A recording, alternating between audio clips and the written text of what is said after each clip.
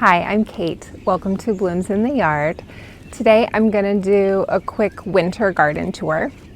I thought I might do this when it snowed, but it hasn't snowed. I think we had one snow back in November early on and haven't had any since. So I figured this will be a real look at what my garden looks like in winter. I just removed all these flags from my garden. I was so tired of seeing them, and I was kind of complaining to my husband about it, and he's like, so just take them out. And I'm like, well, are we allowed to do that? Like, I haven't seen anyone come and assess the situation with these and look to see where all the utilities are. We know that the electric company was coming to see what they could do. We never heard whether they came or not. And my husband's like, they've been there a month, just take them out if they're bothering you. So that's what I did. I feel kind of naughty, but as soon as I got rid of them, I was like, oh, the garden looks so much better. Even though it's winter, even though, you know, there's not a lot green or blooming or anything, but it felt so much better. So I'm glad to be rid of those. Good riddance. And we're just going to walk around and see what the garden looks like right now. I hope that you guys enjoy it. I will go ahead and start right here. This is just our little gravel patio area that I added a couple of years ago because there wasn't any seating really in the back garden. Well, there was that little area over there by our fire pit, but we never sit there really to enjoy the garden. We only sit there when we're at the fire pit. Otherwise, our seating was all up on the deck, and I felt was very removed from the garden. So one year I just dug up a circle of dirt and put this gravel down, and then I just sort of built up walls around the edges to give it a little more dimension and put a couple of boxwoods. I wish I had bought 5 boxwoods at the time, but I bought 3. I actually went back the next day to the same store to get 2 more, and they were out of that kind, so I just left it at 3.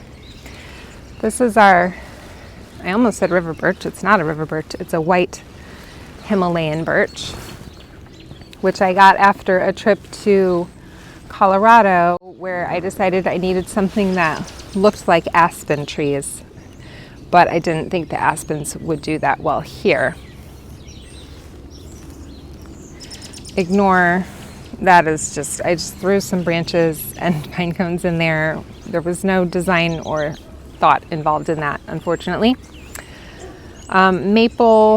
Japanese maple trees aren't looking like much. That's an Arborvitae there, and then my pot in the back is empty. The coral bark maple looks pretty good. Let's see if it will show up.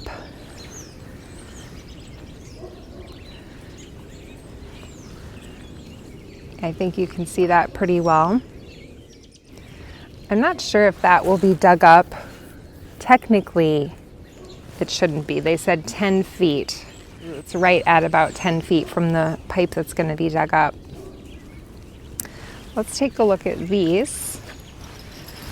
These are the hardy begonias. I'm curious if we've got some seeds going on in here. See. Are those the seeds? I don't know. Anyway, pretty seed heads on the hardy begonias. There's unfortunately a little bit of trash that washes in, but here's what our waterfall looks like when it freezes. We were 17 degrees yesterday. Today we're going to be back up in the 40s. It's really been a pretty nice winter. We haven't had too many terrible days.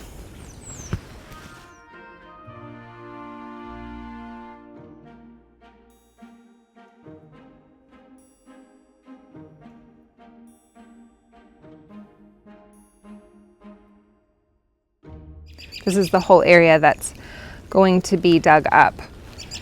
I'm definitely going to rescue the climbing hydrangea.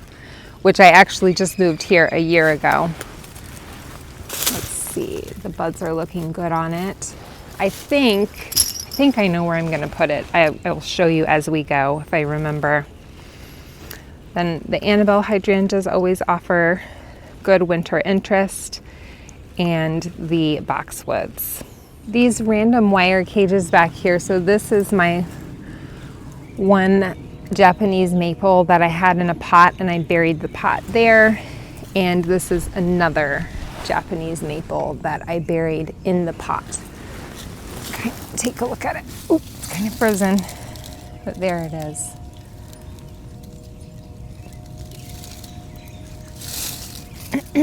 So that was kind of an experiment to see how they would overwinter in the pot. Let's look at the bark on this Oakleaf hydrangea. Interesting, lots of interest in the bark. Kind of peeling.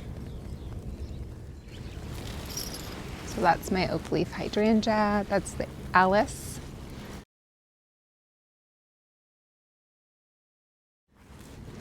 Here I have another Arborvitae, and then here's a Mugo pine and the Abelia. We'll go see how that Abelia is looking. But yeah, this is the reality of what my garden looks like in the winter. You can really see what a difference the evergreens make. This was very bare before I intentionally started adding evergreens in. So here's that Abelia, looking pretty good. Definitely looks like it's gonna survive winter. Sorry, ooh, I just realized I have my jangly necklace on. I might take that off because that might get kind of annoying to listen to. Okay. So that's that Mugo pine, and then this is what I mean when I say things are semi-evergreen. This is our big root geranium, and so there's some green, right, but it doesn't look nearly like it does in the summer. And then over here is the epimedium, which I would also say is semi-evergreen because there's definitely green in there, although the tops have burned. So in the spring, before, I'll basically cut this whole thing down and then the blooms will come. And I want to be sure to cut it before those buds start coming up because I don't want to accidentally cut them off. So down here we have this little boxwood, which I really should have trimmed up. It's looking a little bit leggy. The topiary boxwood. This very bronze is golden Arborvitae lollipop standard. And then I have the 2 Grand Blandy boxwoods, the one right behind the Arborvitae lollipop and then the one further down. Those are looking great. Definitely going to try to save these. The boxwoods, probably one of the more important plants to me, just because I've babied them along, and I mean, they're like 5 feet tall. I really like them. The Arborvitaes in the pot are doing well.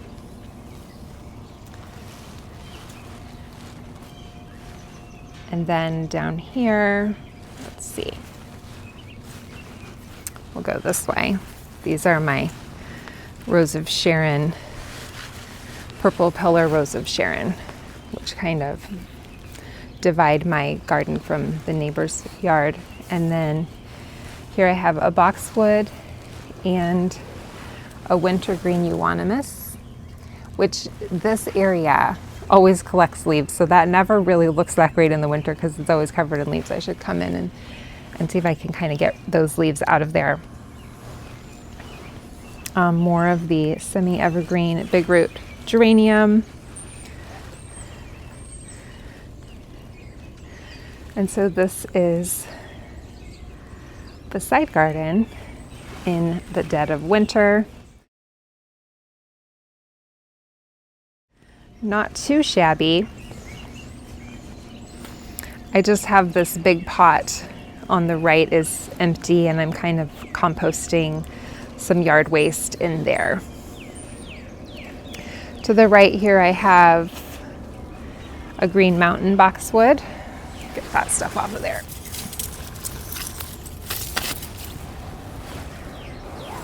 There's my green mountain boxwood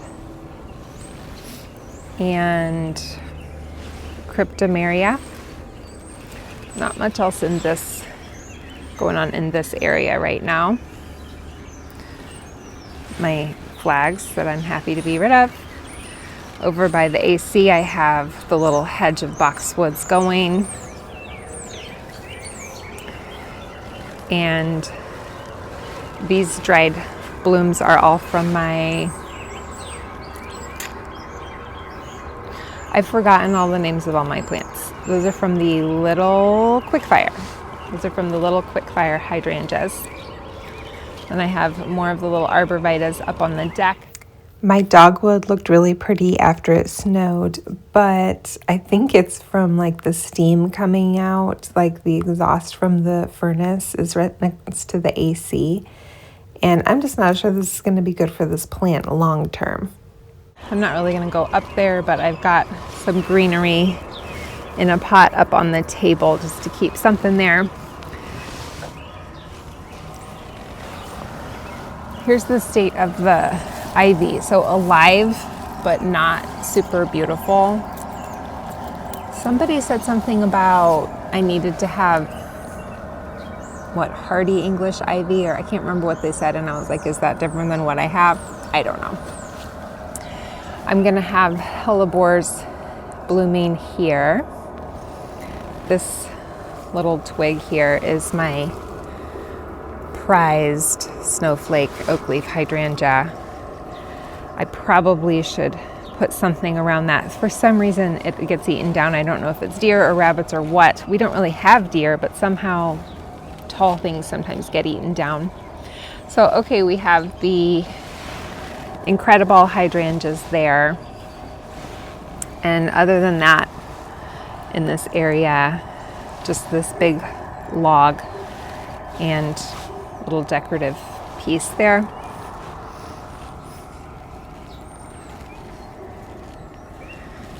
In this area, sometimes this vinca major, this variegated vinca, looks okay through the winter. Sometimes it totally gets zapped. Right now it's kind of like half and half. It's alive, but it's, not looking wonderful. So with this, the first few years in the spring, I would try pulling it out and the roots would come out. And so I finally figured out I've got to cut it down. I can't try to pull it out. Here, this is just an eastern red cedar that showed up, and I left it there and I've trimmed it to be skinny. And then we have a boxwood, more incredible hydrangea blooms, my fire pit area. And those blooms behind the logs are the limelight hydrangea that I planted in my neighbor's yard and we hope is alive still.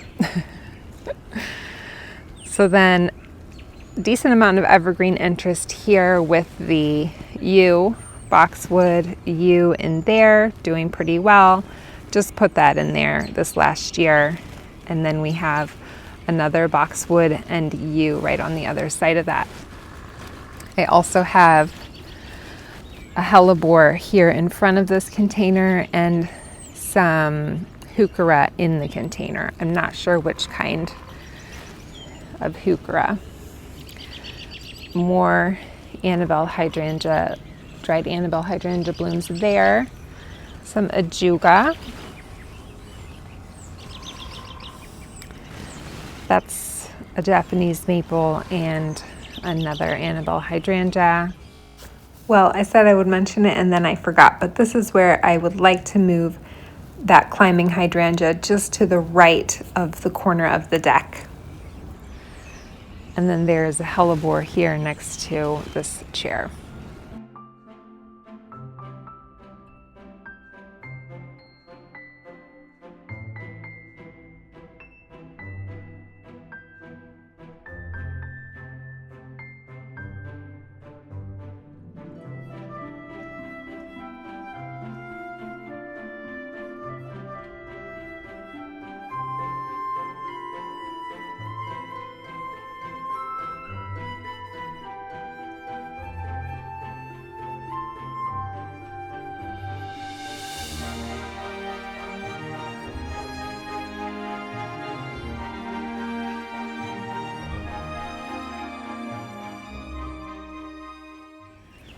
This is my box honeysuckle, so it's kind of looks a little bit like a boxwood. I like the little bit kind of spread out habit of it, so I don't trim it into a ball. I kind of like the more flat, wide habit to it, but it does stay pretty evergreen.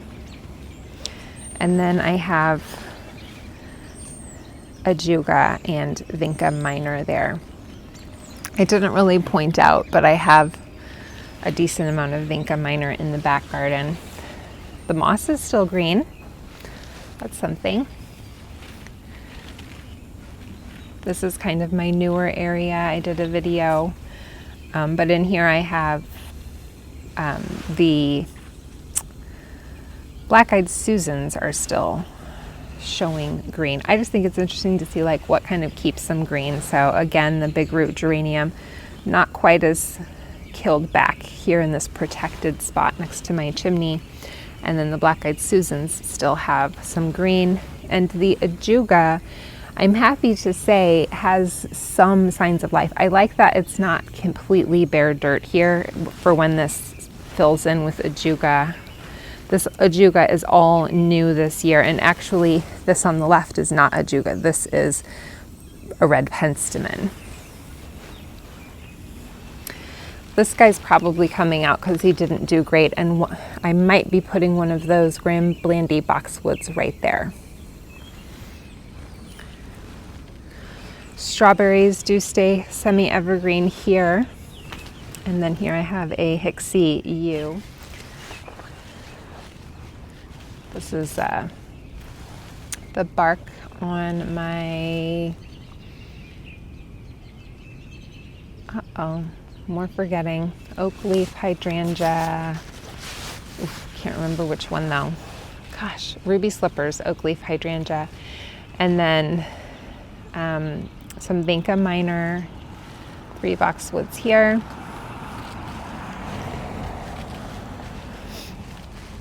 Here is something that stays pretty evergreen here. It is variegated. Somebody told me I pronounced it wrong. Liriope.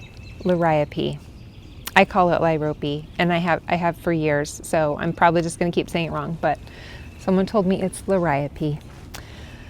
So I'm not sure if that's a clematis thing or if that's like the one right way to say it. I don't know. Up here we have 2 more Hixie yews. I actually planted these 2 first, and then that 3rd one over there was kind of an afterthought because I just wanted something over there. And this ground cover, again, I would say semi-evergreen, is pachysandra. And I am aware that the vertical branches on these yews don't look all that great, but I saw somewhere that you really have to let them do that and then they will fill out eventually. So if you want them to get tall, you kind of have to leave those tall branches.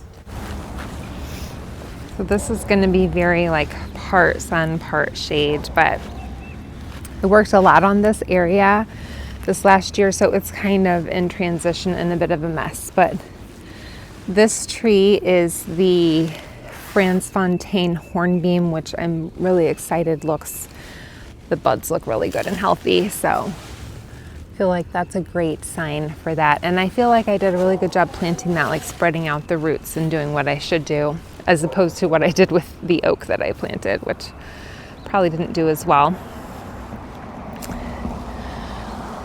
This guy is a euonymus. I can't remember the name of that euonymus. This is a bird's nest spruce, boxwood, and an arborvitae, and then there's another boxwood back there. So I do have that hornbeam protected for now, just in case the rabbits decided to gnaw on it while it was young.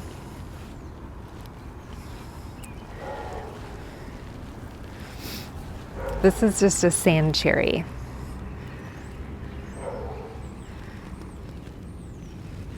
And then a blue point juniper and a little winter interest from my autumn joy sedum, and then gold mop cypress.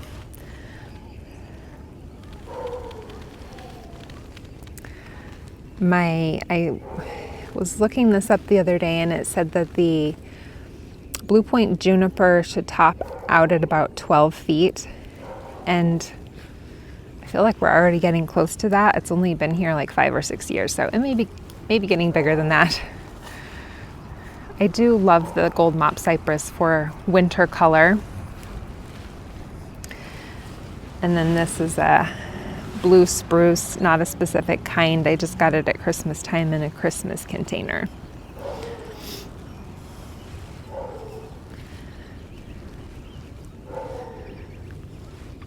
This tree here is a stellar magnolia. Lots of nice buds on that right now.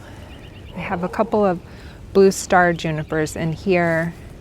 I've actually uncovered these a couple times and then the leaves just blow back in. We've had so much wind.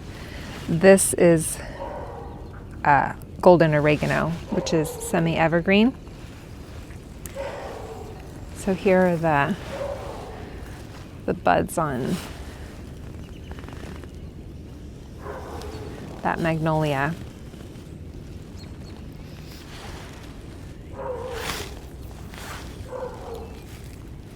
My hands are getting cold. It's 30 degrees and it's going to be 45 later, but I was impatient. So there's that magnolia shining in the sun.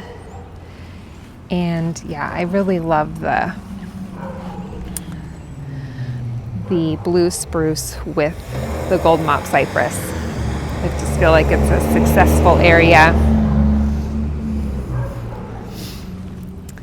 Over in around the outside of the Potager garden, I just have a boxwood and a panicle hydrangea. We'll go take a look at that in a minute.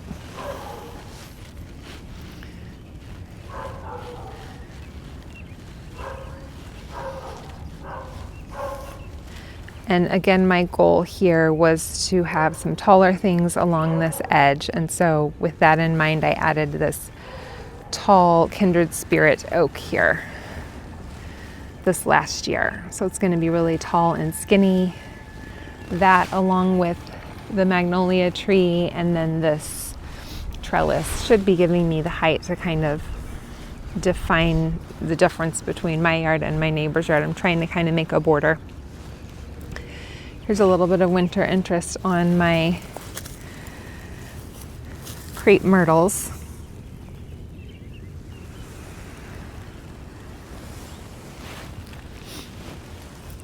So not a lot going on the outside of this potager right now, but we've got this boxwood. This, I don't know the names of most of my boxwoods. I do know that this is the baby gem. And I haven't trimmed it as much as others. Yeah. This is red penstemon.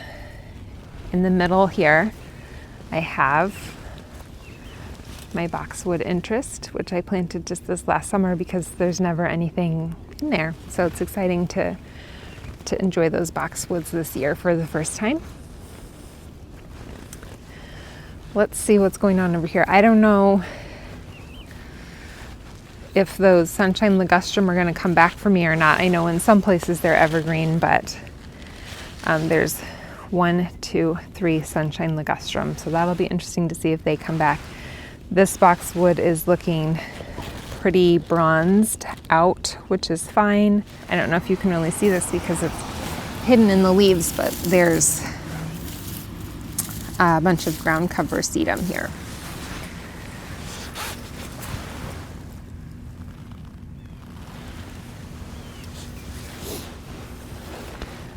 I do cover all my beds as much as I can with shredded leaves, which I shred with the mower, and then I just dump the bag from the mower onto all my beds to protect everything over the winter and just to add in, more organic matter. And then I will cover all of this with a wood mulch in late spring. These whole oak leaves that you are seeing have blown in over the shredded leaves since, because those oaks just keep losing all winter. There's a spruce there, and that is a big viburnum bush, Opulus viburnum. I trimmed these boxwoods later in the season and they had some new growth, so that's why they're looking a little more bronze, but not looking too bad. And then the boxwoods inside of the potager garden.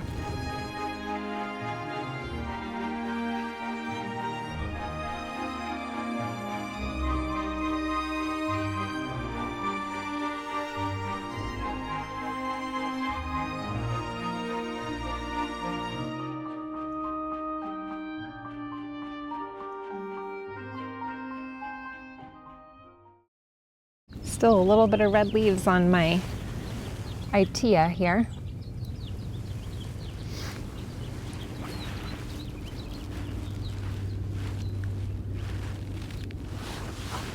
My fingers are starting to freeze. Here is the Arborvitae Hedge with the lamb's ear. Again, semi-evergreen, not looking great, but it hasn't disappeared completely. I'm sure I will cut that completely back in the spring and then we can just get some fresh growth.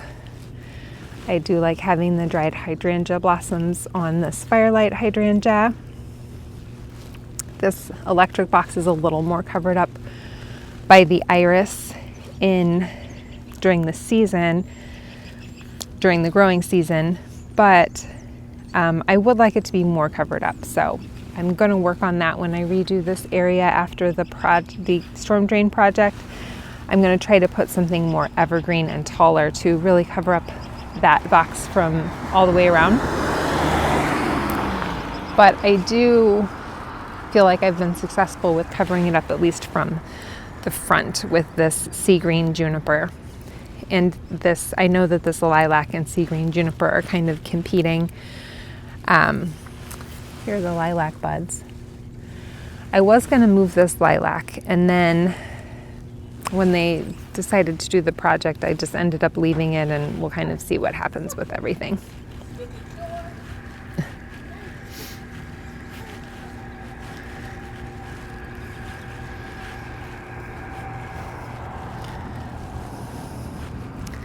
This is a magnolia tree,